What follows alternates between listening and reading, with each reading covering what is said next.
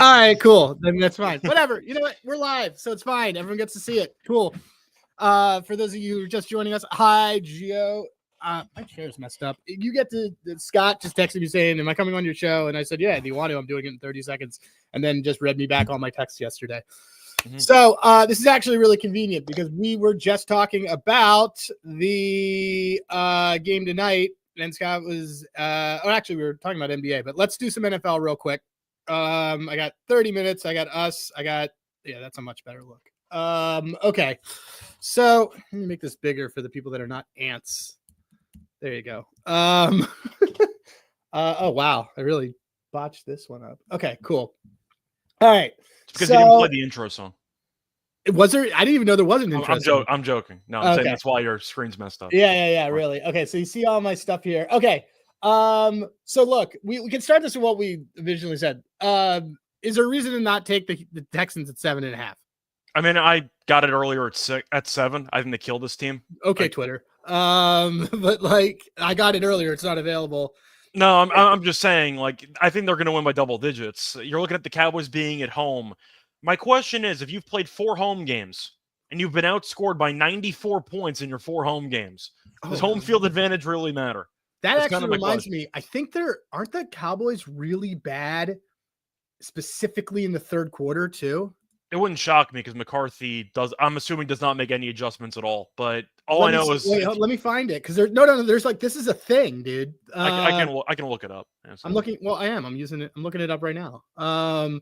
Basically, so their third quarter, their overs, they're 7-3 to the over, and they're. I just want to find if there's a pre-flop really random thing that. It's the third quarter. They're horrific in the third quarter. So. Third quarter. Here are their third quarters.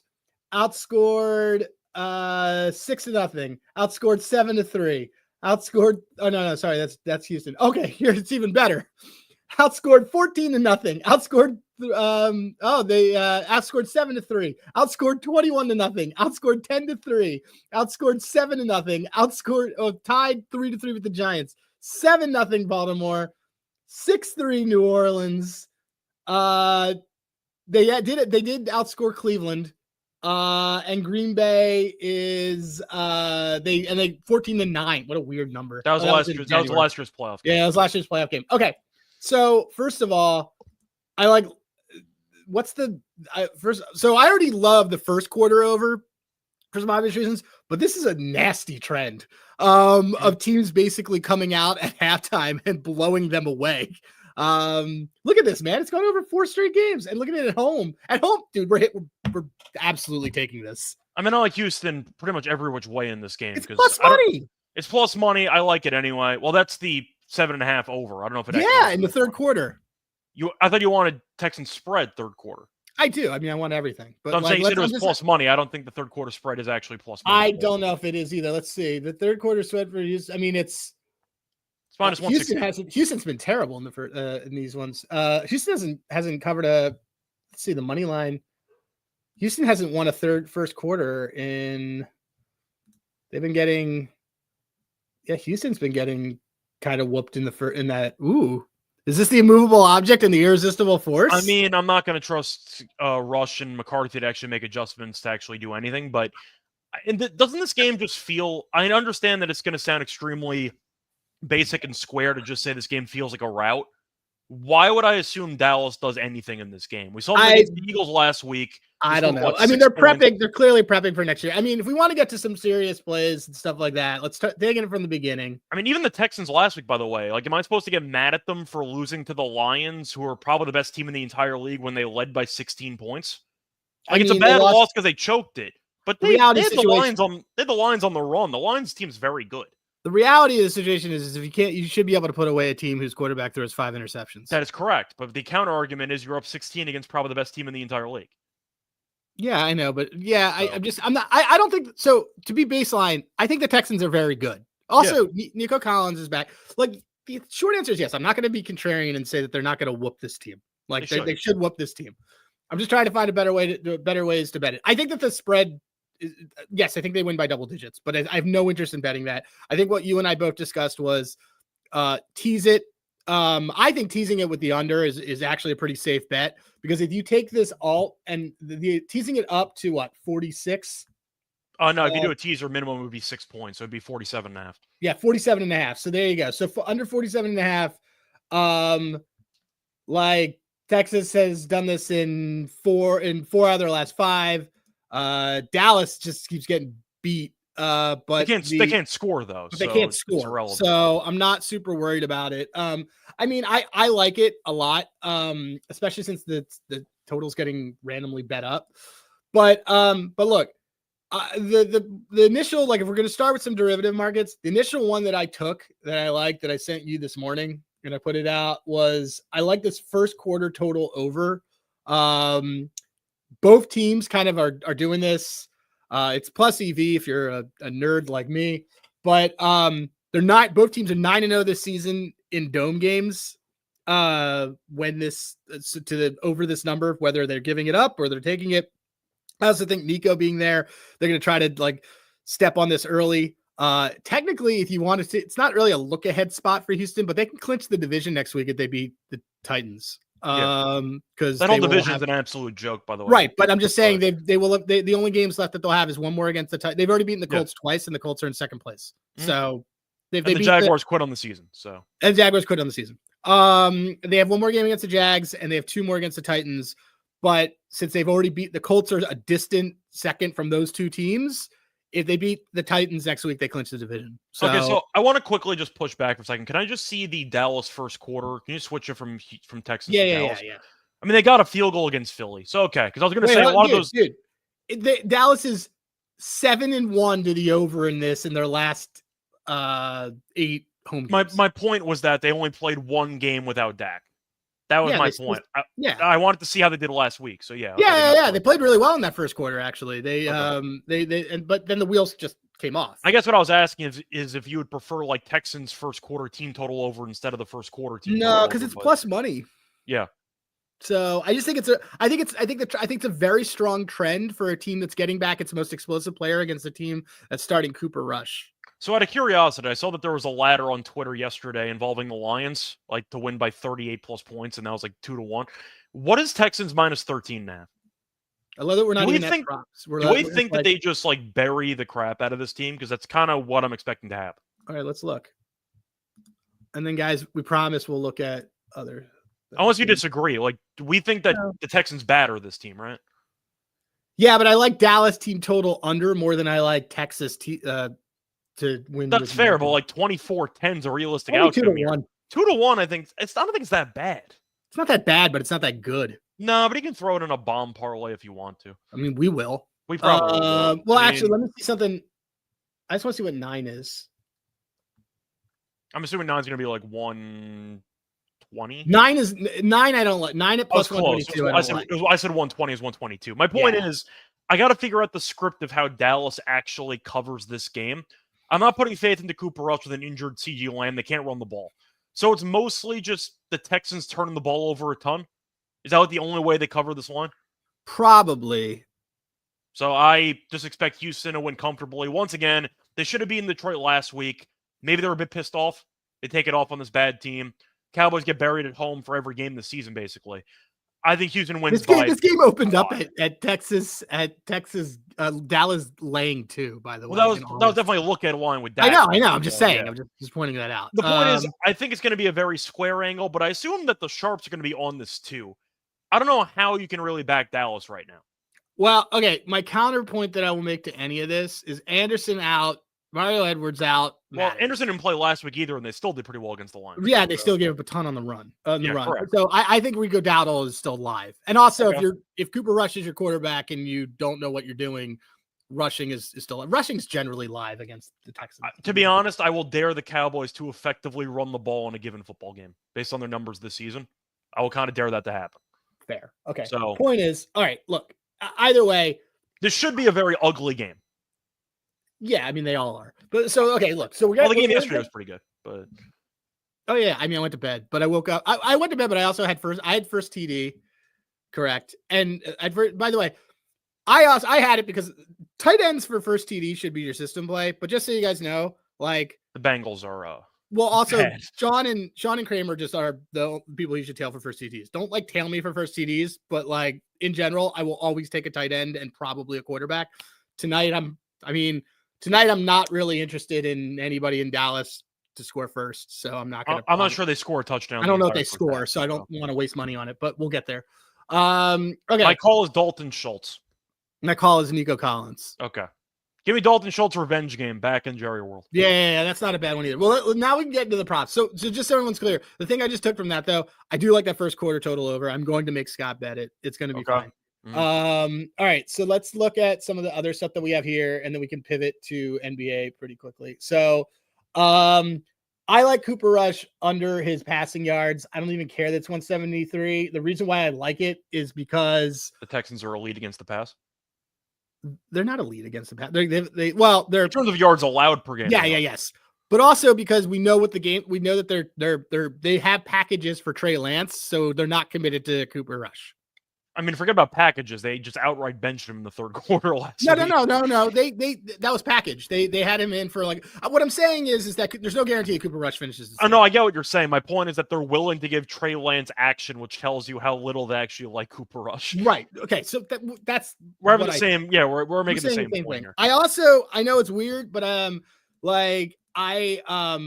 like CJ Stroud under his passing yards, and the reason why is because.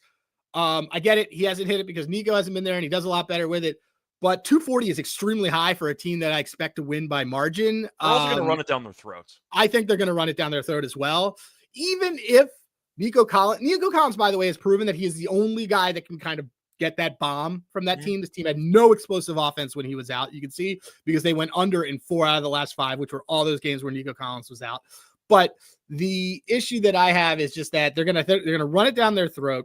And there isn't really a need for them to like throw for 300 yards. The total's low too, which is kind of indicating let's just get in here and step on their throats and get the heck out.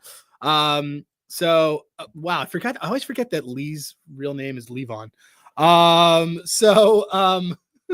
As he says in the comments, all right, he's just all in on Mixon. So I like CJ Stroud passing under. Scott, is there something that you like before I kind of pivot? Because I like Mixon too.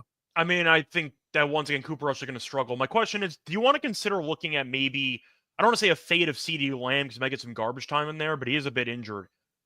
Are you interested in like longest completion under stuff or longest reception? Yeah, probably. But look how long, let's see his longest under, that's lower than Bryce Young's. I know it's very low. So I was wondering what a Lamb was going to be. Are we picking a full workload for Lamb here? I mean, Lamb did not do well last week.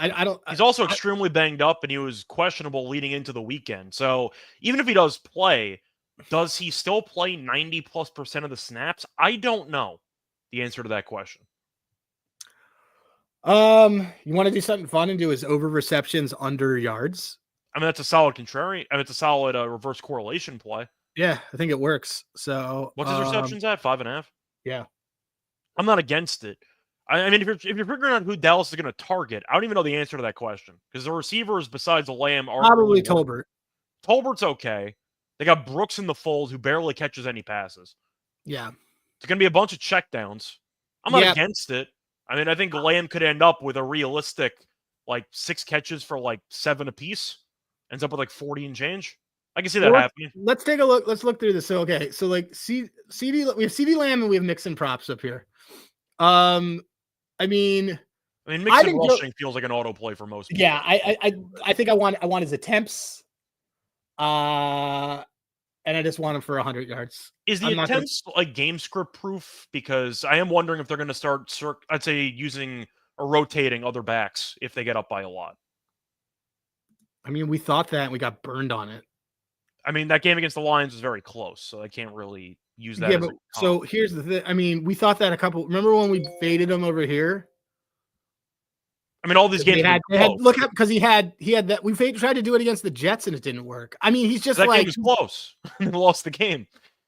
Oh, that's true. That game wasn't yeah. Okay, so that game was close. Colts game Colts game was close. All these games were close. All these games are close. Okay, so then let me just see actually what happens when I'm not against it though, because there is a chance. No, because it's a really smart point. Let me see what happens when they win by 8+. Oh, plummets. Okay, you know what? I think we want the under on his attempts. I'm not going to bet anything with his attempts. I'm just throwing it out there that Houston, because you said you think that it might be a low scoring game anyway. So if they're up 14, they might still be using Mixon. As if they win by like 20 and change. Who's the backup? I mean, isn't Pierce active again? Yeah. So Pierce could get some run.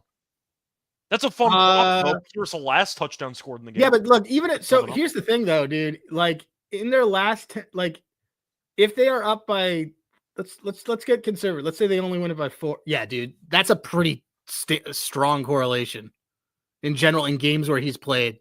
That's why I'm throwing it out there. In games where he has played, where his team that goes obviously back to Bengals, but in games where his team has played, where his team wins by at least 4, he goes under this number.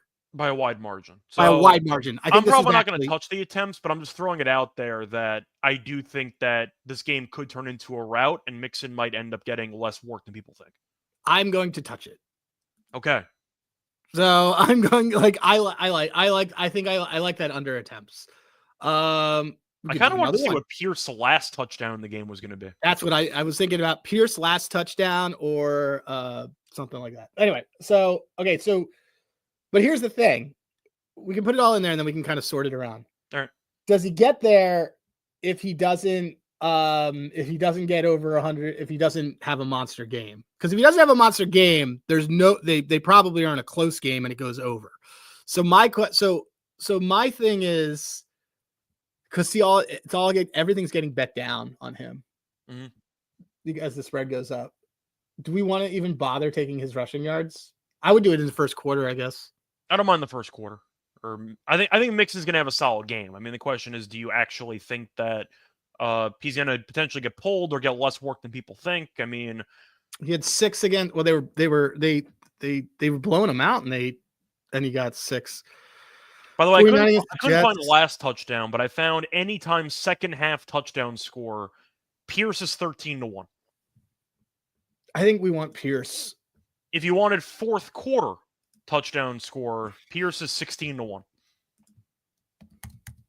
And there's a chance he comes in as like a change of like if Mixon's exhausted. Yeah, I mean, I don't think they're gonna blow Mixon out of the water here. If anything, I really like the Mixon under. Just so there's nothing I really want with CD. I might be tempted by a Mixon, maybe a live under, if you can just wait out the first quarter. Yeah, I think we have a live bet for that too tonight. I might be tempted by the rush attempts under about midway through the game. Because they might right now what I like is I like the Stroud passing under because I just think that I don't think that's gonna happen. I like that first quarter total over.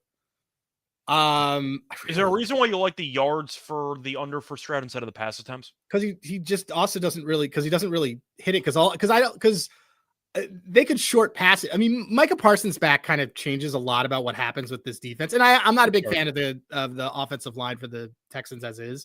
So just like I don't want to mess around with the attempts. It's just more of like 240 is like 240 is very high. Yeah, 240 is like crazy high.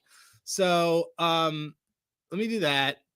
I just like that. If Cooper Rush under, CJ Stroud under, the mixed rushing I gotta get to, but we'll talk. That'll be something you and I probably text about and then put out. CeeDee Lamb, do we want anything on him? The over half rushing yards is a good joke, but I don't know if you actually like it or not.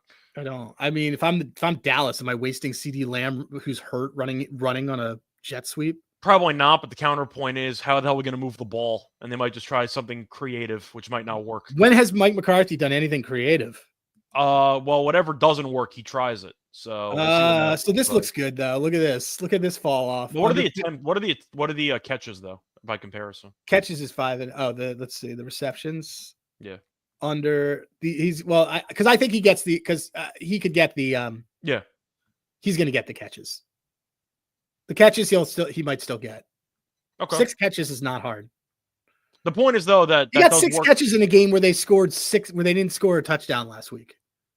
Oh no, I'm in for it. My point is that if we're trying the reverse correlation parlay, he did get the receptions and he had like 30 yards. Right. So that's what. No. So what I'm saying is, we want the over catches. The over catches and the under in yards. Right. That's what I'm saying. That's my point. Right. Let's do that. Let's do the under 60. Let's do that. Let's just do this as an SGP. I don't want to mess around with it as like, I don't feel the need to mess around with it as a straight bet. I just feel like it's a bunch of short BS passes. Yeah, I feel like it's correlated. So guys who are listening right now, our CD Lamb play is CD Lamb over catches under yards. So I'll build it right now actually on FanDuel just to see what the actual price is. Yeah, tell me what it is. Yeah, so CD Lamb over receptions and under yards is plus 524. Cool. We're absolutely doing that. We're definitely playing that. So okay, let's go real quick. Because we've both got a little bit of time. Let's go over to NBA. Okay, so the first thing you texted me was about Dame being back. This total's still really low. I liked Houston team total over. Why don't we like Houston just to win? We can. I'm fine with that too. Let me look the point is, if they're going to win, they're scoring at least 110 points against this team. But I just think that it's a pretty low team total for a team that's getting Dame back who can't stop anybody. I don't know if I want to pay 135 for 110.5. You get my point. I mean, even the last game without Dame, the Bucks played over the weekend against the Hornets. We know the Hornets stink. They gave up 114 or 115 points in that game. Yeah, the fact that they gave up that many points to the Hornets is and the Rockets scored. I mean, the Rockets have been great offensively lately. 125 against the Clippers, 143 against the Bulls yesterday. Oh my God! Look at these scores for the Bucks. And once again, if you actually price Dame into the equation, you can remove the last couple games as well. They've been giving up over this team total in basically every game besides 2 with Dame in the lineup this season. They give up a point total pretty high. Yeah, it's pretty high. I just think I'd rather. I mean, they're getting 3.5. I mean, I don't want to lay with the Bucks in any circumstances, but no, I don't either. What I'm saying is that I don't know if I want to lay 135 for them to score 110 points when they're scoring 110 points, they're winning the game, and it's plus money. You can do a same game parlay if you want to take the 110.5 and the money line. I don't think they win the game if they score less than 111. Yeah, that's fair. Offensively they've been great. Offensively, they've been despite having a bunch of bombs. They're really good at rebounding too.